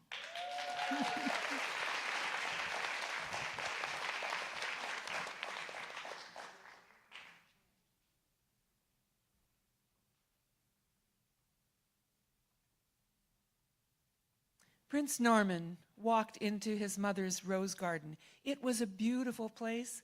Queen Rosalie loved roses, and she had all kinds and colors. And he headed straight for the bench where he always sat when he had to think about something, because think he did. The castle was full of turmoil. He had tried to talk with his mother and father, but they were too busy, because you see, he just had his 18th birthday, and the time had come for folks to decide who would be his next, who would be his bride, who would become the queen of the realm when it was time. Well, a proclamation had gone out to all of the area, and there were 37 princesses who came to compete in a 5-day program of challenges. But Prince Norman's main concern was this: how do you know if it's the one? How do you know? His parents loved each other all the days of their lives. They took care of each other. They cared about each other. He wanted a marriage like that, and he wasn't sure. How do you know? Now, his parents were good parents. His mother had done well by bringing tutors for all his academic needs, and he was a wonderful student. He loved studying. His father, King Frederick, had done well by him as well, with tutors for equestrian work, with the swordship, and most importantly, with what it meant to be a good king, someone who cared about his subjects, who had empathy for them, who listened and was fair with them. So, here came those 37 princesses. They were handed down from their carriages and brought into the castle, and the whole week began. But after the first day of the 5, the challenges that were presented to these young women, there were 32 left. After the second day, there were 27 left. After the third day, there were 19. After the fourth day, there were 5. The next day would be the day when the final decision would be made about which of these 5 would become Prince Norman's bride when the time came. Well, that night there was a huge feast, and the whole court was invited to come. There was good food and good wine. There was entertainment. Everybody had a great time, except maybe those 5 young women were just a little bit nervous about what was to come. Well, the evening came to an end. People headed off to bed, and you can imagine the surprise of each of those 5 young women when they opened the door to their chamber, and there was a stack of mattresses. 40 mattresses, 40 feather beds high. There was a ladder, but this was so interesting. Now, you know that story. It's the story about the young woman who came drenched from the rain and knocked on the door of a castle and said, "I'm a princess." And the queen of the castle said, "Maybe," and put her up in a room with 40 mattresses and 40 feather beds with an uncooked pea underneath the bottom of the bottom one. And the next morning, that young woman came, and she said she had the worst night's sleep she ever had. She was black and blue all over, and in that story, she was deemed a princess. So, Queen Rosalie knew about this story. She hadn't experienced it herself, but she took an uncooked pea and put it underneath the bottom mattress in each of those 5 rooms.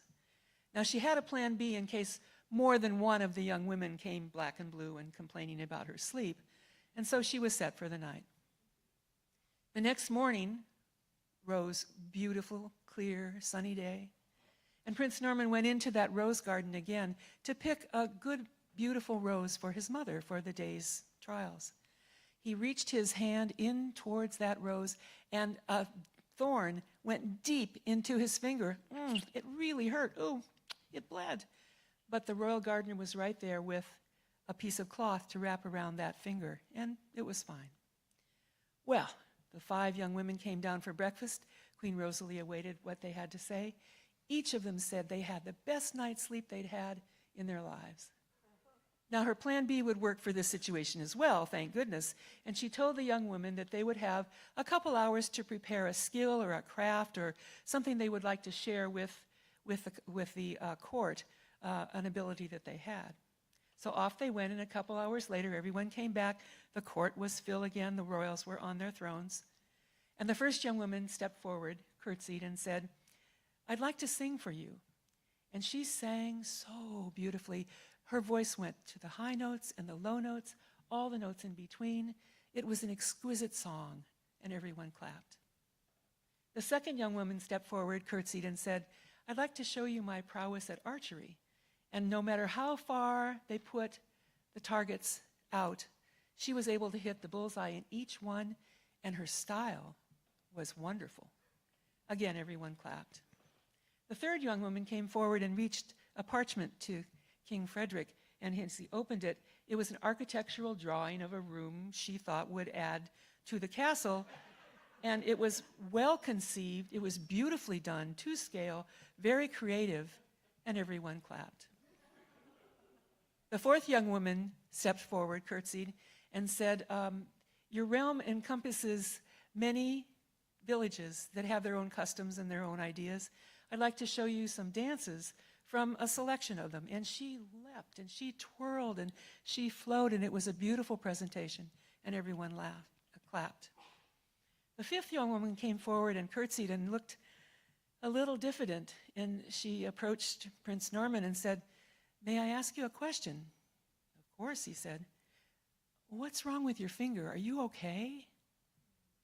And he smiled at her, and he smiled at his parents, who smiled back, and the contest was over. And Princess Coral, for that was her name, became the wife of Prince Norman, and when the time came, the king and queen ruled well and happily, and they all lived well and happily, not because of a pea, but because of a rose.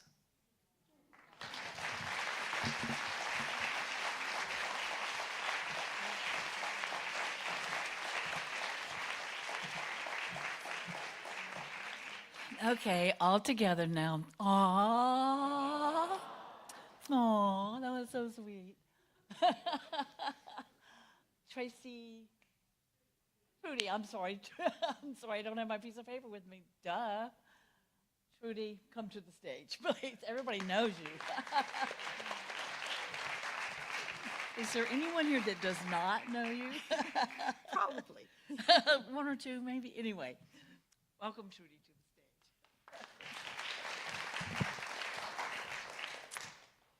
Up north of Amarillo in Potter County, there was a house that people said was haunted. Now, it didn't look like a haunted house. There were petunias growing in the front flower bed, the shutters were nice and painted, and there was a horseshoe hanging over the front door. But people said it was haunted. It had been the house of an old county judge, and he'd lived there with his only daughter, who really, he thought, hung the moon. She was a beautiful young woman named Margaret Ann. And Margaret had a special friend, the city boy, but the judge didn't like the city boy. And when she died unexpectedly after the flu epidemic, the judge went into a great depression, and the city boy also died unexpectedly. So that house had a lot of sadness. And when the county judge died, it was passed on to a cousin several times removed. His name was Dan, and Dan was a real cowboy. You see, he had graduated from West Texas A&M with a degree in agriculture, and he did not believe in ghosts. So he was excited to not only have the ranch house, but the land, and he was going to make it work. He would have a cattle ranch. His dream, of course, was to live in that ranch house with a special girl named Martha. Now, Martha was the kind of girl you would expect Dan to like, but Martha came along with her mother, and that was the problem. Because her mother said, "Martha, under no circumstances are you to ever go to that house. It is haunted." Well, Dan, of course, did not believe in ghosts, and he thought he could persuade Martha, but she said, Dan, I can't marry you. What would my mama say? But Dan kept working. He kept ranching. He kept repairing the house. And as he sat in the house one night, he heard a door open and close, and he felt a cold breeze run through as he was reading the American Quarter Horse Journal. And he thought, well, I must have left the window open because, of course, Dan did not believe in ghosts. And he decided to do an inspection of the house, every room. He was going to find out that old judge's secrets that no one knew. He started in the attic, and the attic was filled with old clothes that had belonged to the judge, and there was a wardrobe full of dresses that must have been Margaret's. And he began to go through those. He boxed them in cartons because he was going to take them to the Panhandle Plains Historical Museum in Canyon. And as he lifted off one of the dresses from the hanger that was in the wardrobe, it felt heavy. And he looked, and inside a pocket was a little black book. And indeed, that little black book was a diary that had been written by Margaret. He read a few pages, and it talked about everyday kind of things. Canned some corn today, made some strawberry jam. But then there were entries about that city boy. And Margaret wrote about how much they loved each other and what a good man he was. And as he flipped the pages, an old letter fluttered to the floor. He picked it up, unfolded it, and read, "My dearest Margaret, I fear that I'm ill more than people know. And so please promise me, if we can't be together in this life, that you'll lie rest next to me in the next life with all my love." Now Dan began to think, and he began to feel really sorry for Margaret, because as he turned the pages, he found that the city judge hadn't even let her go to the funeral of that boy. And on the very last page of that diary, she had written, "If it's the last thing I do, I will lie next to you." Dan, of course, because he didn't believe in ghosts and because he had a degree in agriculture, went to Llano Cemetery down in Amarillo. He found a groundskeeper, and not too long, they were able to locate the grave of that city boy. Dan got the permits, he got the permission, and he made sure that Margaret's grave was moved next to that city boy. And when he got home after all of that, he sat in that little ranch house with the petunias out front, and the house was still. He knew that there was something that was missing, and he smiled. So he texted, and he said, "Hey, would you and your mom like to come out for a brisket dinner?"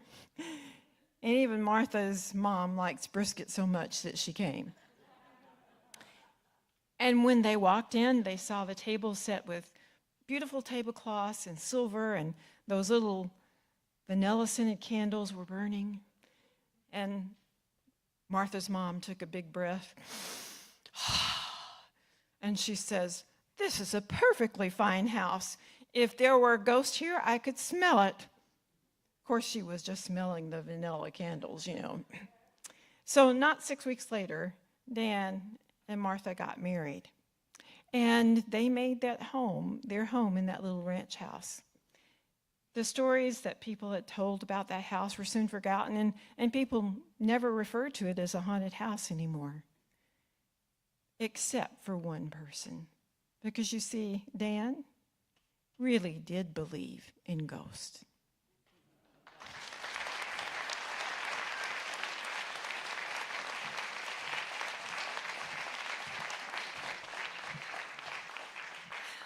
There really is not anything like ghosts. We all know that, right? I want to take a moment before we give a huge applause to not only these award winners, but also to the stories they've shared. But I just want to steal another moment from the microphone, since they've actually given it to me to use. We all have talked about community the last couple of days, and certainly that's what we are. And I'm going to once again ask you, as you go out into your world, talk about these awards. Talk about the fact that the National Storytelling Network has the ability to recognize our storytellers, our leaders, our people that represent us and do great things nationally and regionally. And next year, let's try to fill up this stage with award winners, because every one of us knows someone that could be nominated for one of these awards. And if there's a problem that you don't know how to do that, you have our names, so people on the Oracle committee, let us know, and we'll help. Now, let's give these great people a great applause.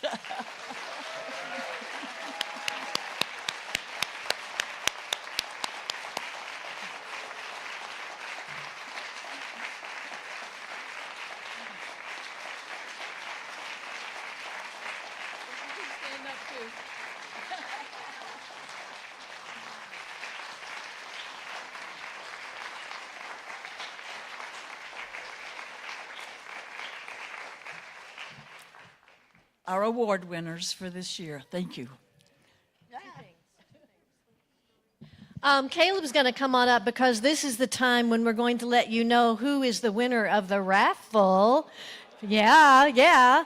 And then one other thing you need to know while he's walking over here, Ray Christian, member of the Oracle Committee, he's the Oracle Committee people are really trying to promo, and one of the ideas for promoting is to make recordings of these guys as well as of nominators, anybody who wants to talk, anybody who's won one of these awards in the past, anybody who's nominated somebody for one of the awards in the past. He would love to collect short videos that will then be used to encourage others. So if you've nominated somebody and you're willing to send Ray a short video saying why you took the time, or if you received an Oracle and you want to send a short video saying what winning that award meant to you, that will be great, and that will help us promote more nominations for future Oracle Awards. Caleb? Okay, everyone, I know I've been bugging you in the halls, but now's the time. I'm actually going to invite our closer story, Trudy Hansen, to come draw, because it's an Amarillo Canyon thing, and that's where she lives. So if you don't win, it's not my fault.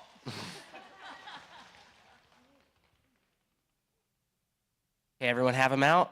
You ready? I'm reading the number, so pull it out. Okay. If you weren't present, I asked you to put it on your name on the back. This one doesn't have it. So here we go. Okay. 4, 2, 3, 2, 4, 0, 8. I'll read it one more time. 4, 2, 3, 2, 4, 0, 8.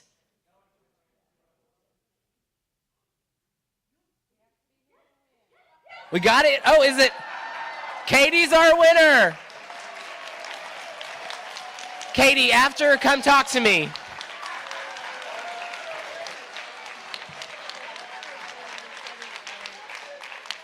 Congratulations, Katie. I have a few announcements from Leslie and Rishi. First, if you are staying in the dorms, a lot of you have been asking me questions like, Caleb, what do we do with the linens? And I go, I don't know. I found out. Okay, so your linens, please put them in the pillowcase. If you can, fit it all in there, and you're going to bring it to room 3327. Caleb, how am I going to remember that? Come talk to me after. If you're leaving like me, I'm leaving at 6 a.m. If you're leaving before, just put it outside your door, and they'll come and get it. Your trash, please make it nice and orderly and set it outside your door, and we'll clean that up. Your key, come get a signature from one of our award winners, and that's yours to keep. And then, oh, Leslie, I told you I was going to remember this, but it's okay.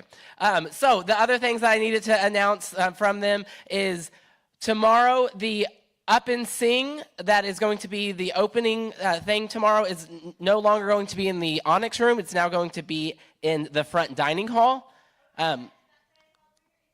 Outside the dining hall, bring your instruments. Jen and Nat are very excited to do that. It's going to be like a buffet concert. The closing circle tomorrow is also being moved in the same area, so we can go outside and have a great time doing all of that. Sorry, I have a lot of sticky notes they keep giving me. And then the Sacred Stories that's happening right after this is now in Stillwell. Again, Sacred Stories is happening after this is now in Stillwell. That's tomorrow. Sorry, I have a lot of sticky notes. Tomorrow, right? Tomorrow it's happening in Stillwell. And the last thing Rishi made me want to do, if you were one of the volunteers here, please stand up.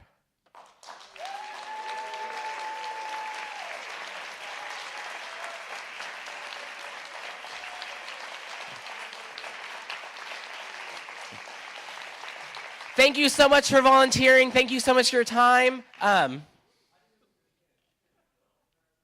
No.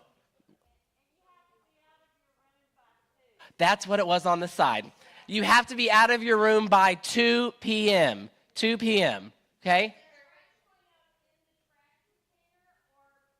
No, wrap your trash up out of the trash container, set it outside in the hallway, and they will pick it up from there. If y'all have more questions since we're running short on time, okay?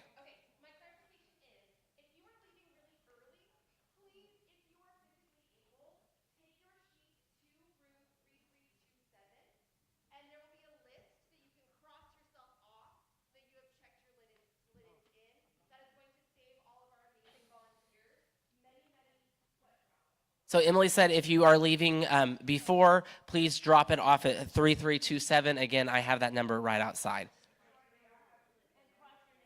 And cross your name off the list, okay? But I can clarify that outside as well.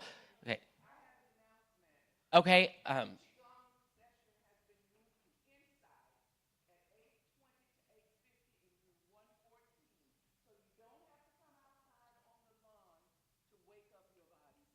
So tomorrow morning, wake up your bodies inside. Room 114, okay? Okay, I'm going to pass it back. I'm done with my millions of announcements. I'm passing it back.